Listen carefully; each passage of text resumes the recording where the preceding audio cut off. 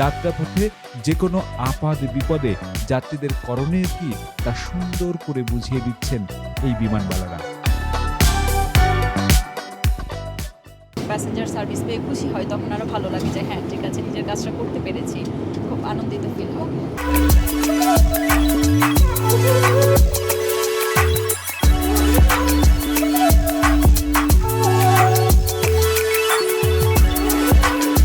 আকাশে ভেসে চলা রঙিন স্বপ্নের এক অনন্য নাম বিমানবালা। তাদের পরিপাটি পোশাক, মিষ্টি হাসি আর বিশ্ব ভ্রমণের জীবন যেন অনেকের কাছেই ঈর্ষণীয়। কিন্তু আপনি কি জানেন এই চাকরির পেছনে লুকিয়ে আছে এমন অনেক তথ্য যা হয়তো কখনো ভাবেননি? আজ আমি জানাবো বিমানবালাদের জীবনের 10টি এমন মজার এবং চমকপ্রদ দিক যা জানলে আপনি শুধু অবাকই হবেন না, তাদের প্রতি নতুনভাবে শ্রদ্ধাও জন্মাবে। চলুন বিমানবালাদের সেই অজানা গল্পগুলো শুনে নেওয়া যাক।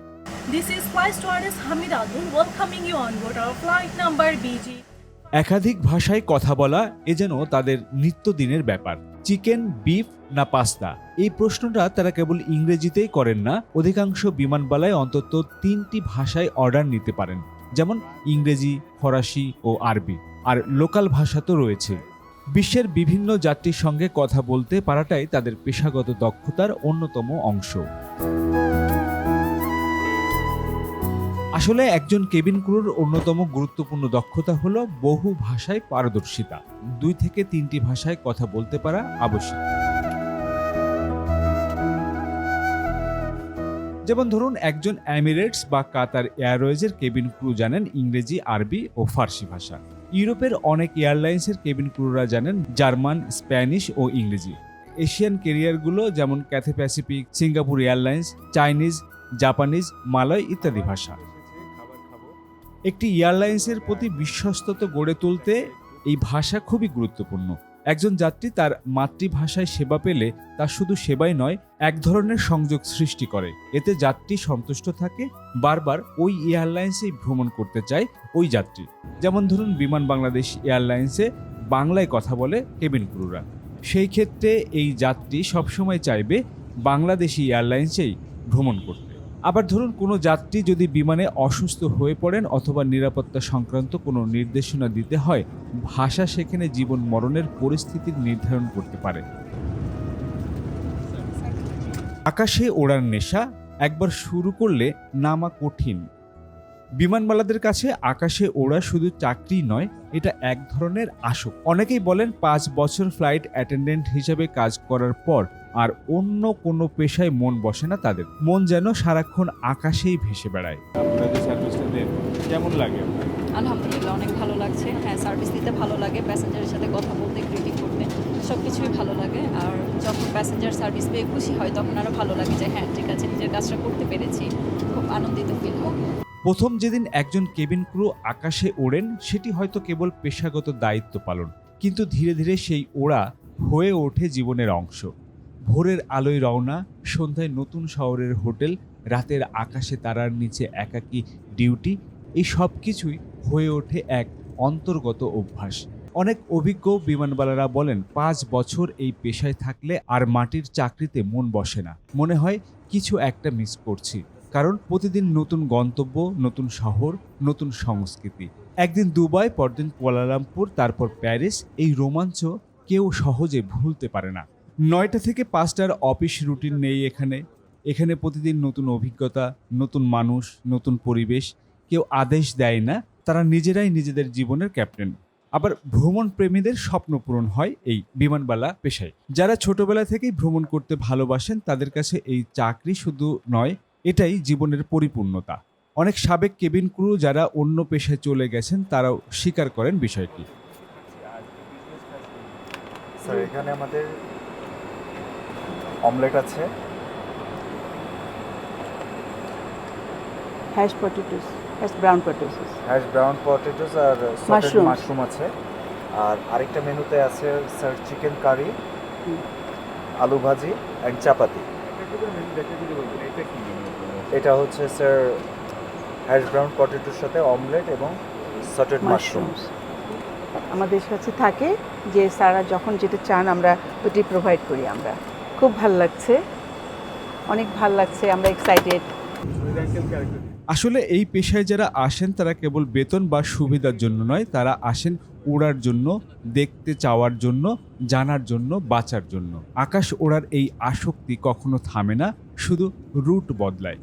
নতুন শুরু, নতুন যাত্রী, নতুন অভিজ্ঞতা, সব মিলিয়ে জীবন হয় অদ্ভুত সুন্দর এবং একই সঙ্গে চ্যালেঞ্জিং। বন্ধুত্ব, গল্প, চঞ্চলতা সবটাই হয় প্লেনের ভেতরেই। বিমানবালারা একসঙ্গে অনেক সময় কাটান, অথচ অধিকাংশ সময় তারা আগে কখনো একে অপরকে দেখেননি। অল্প সময়ের মধ্যে তারা হয়ে ওঠেন ঘনিষ্ঠ, গল্প হয়, হাসাহাসি হয়। এ যেন এক ভ্রাম্যমান বন্ধুত্বের জগৎ। যাত্রা শুরু। আশা আপনিও আমাদের একজন যাত্রী, আশা করি আপনি এই রেজাল্টটা এখন পর্যন্ত ফিল করতে পারছেন। সো বেসিক্যালি আমরা আসলে প্যাসেঞ্জারকে সবসময় আমাদের সর্বোচ্চটা দেওয়ার চেষ্টা করি। সবসময় হাসি খুশি, কিন্তু কেন? তাদের হাসি মুখ দেখে অনেকেই ভাবেন জীবন বুঝি ফুলের মতো, কিন্তু এই হাসির পিছনে লুকিয়ে থাকে অনেক গল্প, ক্লান্তি, মানসিক চাপ ইত্যাদি। তারপরও প্রতিটি যাত্রায় তারা যাত্রীদের সামনে থাকেন এক চেনা হাসি নিয়ে। এটাই পেশাদারিত্ব।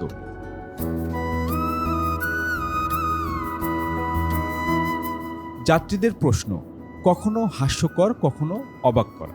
জানালা খুলে দেওয়া যাবে? এই প্লেনটা পেট্রোল খায় না ডিজেল?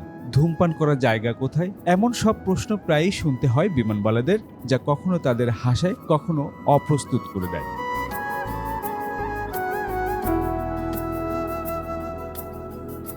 খাবার সার্ভ করাই সব নয়। অনেকেই ভাবেন বিমানবালাদের কাজ মানে শুধু খাবার দেওয়া, কিন্তু বাস্তবে তাদের 98% প্রশিক্ষণ হয় নিরাপত্তা, জরুরি পরিস্থিতি, সিপিআর, ফায়ার ফাইটিং, সমুদ্রে অবতরণ, ওষুধ প্রয়োগ ইত্যাদি বিষয়ে। তারা শুধু আতিথেয়তায় নয়, জীবন বাঁচাতেও পারদর্শী।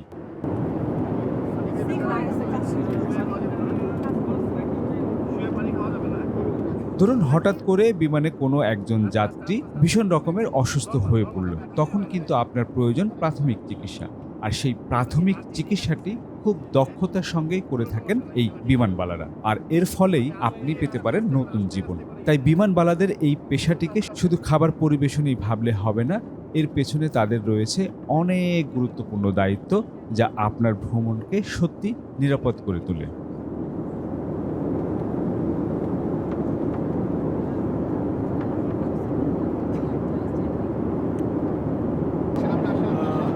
এই ফ্লাইটে একজন যাত্রী হঠাৎ করে অসুস্থ হয়ে পড়েছে এবং তাকে বিমানের যে কর্মীরা আছেন, কেবিন ক্রুরা আছেন এবং একজন ডাক্তারও এই ফ্লাইটে ছিলেন, তাকে ডাকা হলো এবং তিনি দেখলেন, তার চিকিৎসা করালেন। আপনার কি অবস্থা বলেন তো একটু? ভালো লাগতেছে? শরীর ঝিঝি কি ও কিরকম লাগতেছে? সকালে পায়খানা হয়েছিল, টয়লেট হয়েছিল, সব কিছু ঠিক আছে, ঠিক আছে। কি মাথা ঘুরতেছে?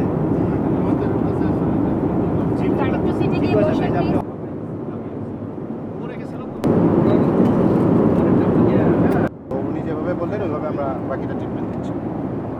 শুধু অক্সিজেন দেওয়ার পরে একটু ভালো হয়েছে। আসলে 50% ভাইয়া কেমন লাগছে এখন আপনার?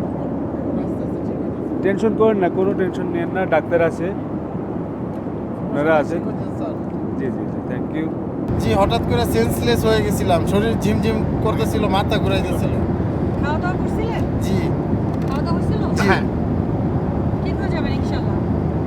প্রায় 40,000 ফুট উপর দিয়ে বিমান যখন সিঙ্গাপুরের পথে, তখন চোখে পড়ল বিমানবালাদের কর্মব্যস্ততা।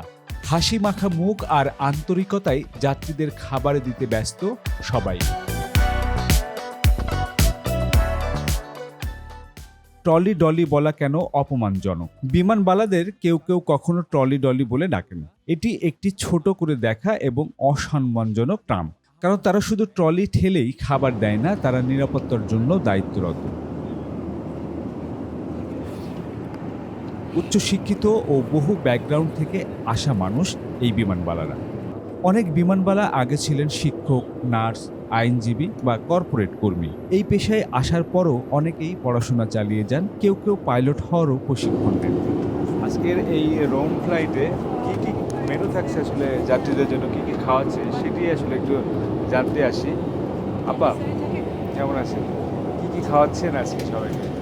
এখন আমাদের সেকেন্ড সার্ভিস চলতেছে, তো এখন ব্রেকফাস্ট আছে। এরপর যাত্রাপথে যে কোনো আপাদ বিপদে যাত্রীদের করণীয় কি তা সুন্দর করে বুঝিয়ে দিচ্ছেন এই বিমানবালারা। শুধু নারী নয়, বয়স নয়, আকাশ সবার জন্য। বিমানের কেবিন ক্রু মানেই যে তরুণী, ফর্সা আর সুন্দরী, এই ধারণা এখন বদলে যাচ্ছে। এখন বিশ্বের বহু দেশে বিভিন্ন বয়স, গড়ন এবং লিঙ্গের মানুষ কেবিন ক্রু হিসেবে কাজ করছেন। তাদের প্রধান যোগ্যতা হলো দক্ষতা ও সেবার মানসিকতা, বয়স বা সৌন্দর্য নয়। তাই যারা ভেবে থাকেন যে সুন্দর নারী মানেই কেবিন ক্রু, বিষয়টি আসলে তা নয়। এই ফিতা টেনে সুবিধা মতো বেঁধে নেবেন। ফিতার অবশিষ্ট অংশ কোমরে গুঁজে নেবেন। এই লাল বোতামগুলো টেনে জ্যাকেটে বাতাস ভরে বিমান থেকে বের হতে হবে। এই নল দুটোতে ফু দিয়েও জ্যাকেটে বাতাস ভরা যায়। দীর্ঘ যাত্রায় তাদের থাকে গোপন রেস্ট কম্পার্টমেন্ট। বহু আন্তর্জাতিক ফ্লাইটে বিমানের ভেতরে থাকে একটি ঘুমানোর জায়গা, ছোট ক্যাপসুলের মতো। সেখানেই কেবিন ক্রুরা পালাক্রমে বিশ্রাম নেন।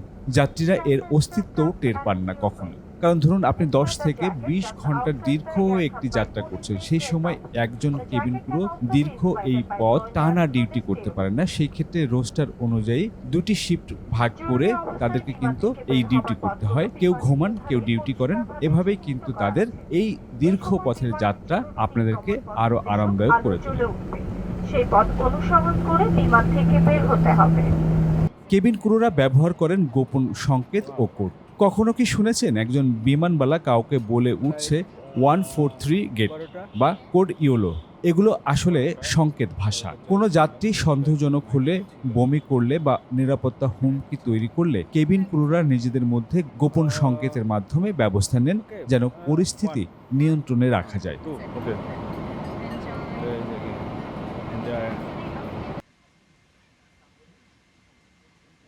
ফ্লাইটের পর তাদের জন্য থাকে আকর্ষণীয় সুবিধা, বাড়ি ভাড়া, ট্রান্সপোর্ট, খাবার ভাতা, আন্তর্জাতিক hotel discount, duty free shop, এমনকি পরিবারের জন্য ফ্লাইটে ছাড়। সবই থাকে তাদের জীবনযাত্রার অংশ। দুবাই, সিঙ্গাপুর বা দোহা ভিত্তিক কোনো কেবিন ক্রুরা এই সুবিধা সবচেয়ে বেশি পান। ওকে, কাম। High. So tell me, what would you like for your appetizer? Appetizer. So there's do you want me to, so you get to choose one. বিমানবালাদের দৈনন্দিন জীবন কঠিন ও অনিশ্চিত। বাড়ি থেকে দূরে থাকা, সপ্তাহে 3টি ভিন্ন টাইম জোনে থাকা, পরিবার থেকে বিচ্ছিন্নতা, এসব তাদের জন্য সাধারণ ঘটনা। তারপরও তারা প্রতিটি যাত্রায় পেশাদার, সংযত এবং মনোযোগী।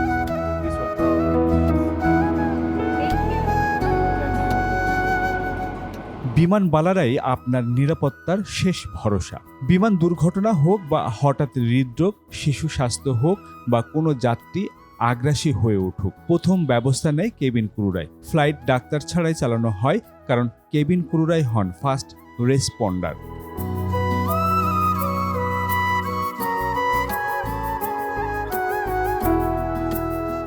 বিমানবালাদের নিয়ে বহু প্রচলিত ভুল ধারণা রয়েছে, কিন্তু বাস্তবে তারা একজন সুশিক্ষিত, দক্ষ এবং সাহসী পেশাজীবী, যারা আকাশ পথে তাদের নিরাপদ ভ্রমণ নিশ্চিত করতে নিজের পরিবার, ঘুম আর আরামকে ত্যাগ করেন। এই ভিডিওর মাধ্যমে তাদের প্রতি শ্রদ্ধা জানাই। আর আপনাদের জন্য রেখে গেলাম একটি প্রশ্ন: আপনি যদি সুযোগ পান, কেবিন ক্রু হতে চাইবেন?